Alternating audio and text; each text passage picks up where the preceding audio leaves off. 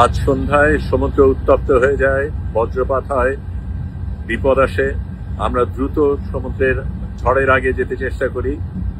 তবে আরেকটা ব্যাপারও ছিল, কারণ আমরা পরে জানতে পারি আমাদের সবচেয়ে সামনে যেই ফ্লোটিলা আলমা, তার উপরে ইসরায়েলি জলদস্যুরা হামলা শুরু করে। আমরা এই উত্তপ্ত সাগরের মধ্যে যত দ্রুত চেষ্টা করছি এগিয়ে যেতে। আমরা সবচাইতে পেছনে, সবচাইতে বড় জাহাজ, কাজেই আমাদের উপর কি আসবে সেটা এখনো বোঝা যাচ্ছে না। কিন্তু ইসরায়েল যেটা চেষ্টা করছে সেটা অন্যদের উপর আক্রমণ করে আমাদেরকে সাবধান করার চেষ্টা করছে, আমাদের ভয় দেখানোর চেষ্টা করছে।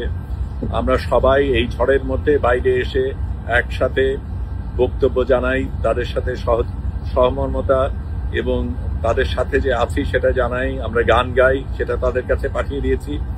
আপনারাও যে সাথে আছেন আমাদের সাথে, তাদের সাথে, এবং ইসরায়েলের বিরুদ্ধে আপনারাও যে লড়াই করছেন সেটা আমাদের জানাবেন, তাদেরকে আমরা পৌঁছে দেব।